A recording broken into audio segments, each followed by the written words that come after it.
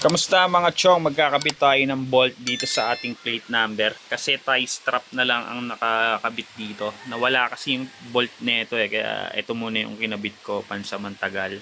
Pero malapit na ring maputol to kaya papalitan na natin.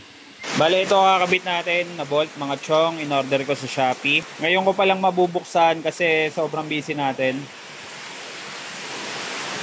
Ito.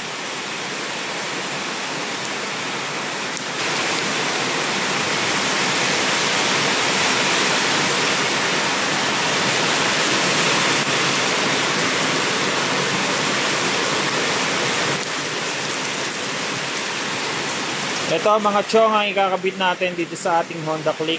Titanium na nut and bolts. Bali dalawang pair to. Itong isang pair dun sa ating Yamaha YTX 125.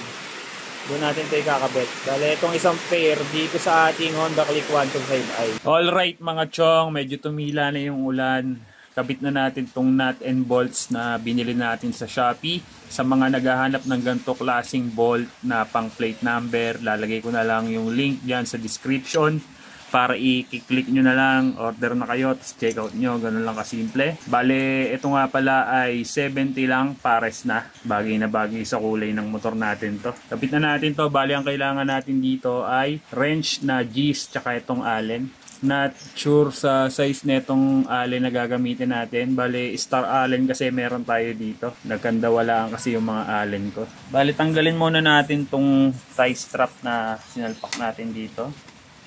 Ano, medyo malubay din kasi to Talagang mapuputol din yung tie strap. Baka mawala pa tong plate number na to. Temporary plate number na lang, baka mawala pa. Tanggalan natin to. Salpak natin tong nut and bolt na to. Tingnan tayo. Ito naman sa kabila.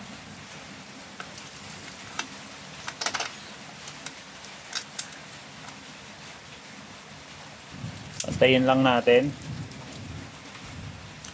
Etong wrench na pala to ang gagamitin natin kasi medyo malalim sa likod nito. Bale, ang size niya to 10 mm. Sikipan na natin. Saktong sikip lang. Huwag sobra. Baka ma-lost thread. Okay na. Okay na mga chong. Nakabit na natin yung nut and bolt para dito sa ating plate number. Bale, titanium ang kulay na ito. Bagay na bagay sa ating Honda Click 125i na kulay blue na marumi.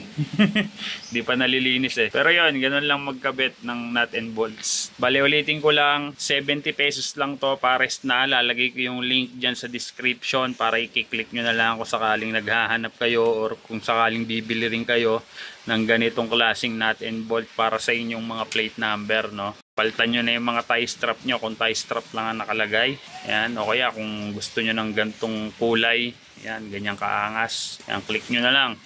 So yun lang mga chong, peace, rock and roll, kita tayo next video. No, DJ?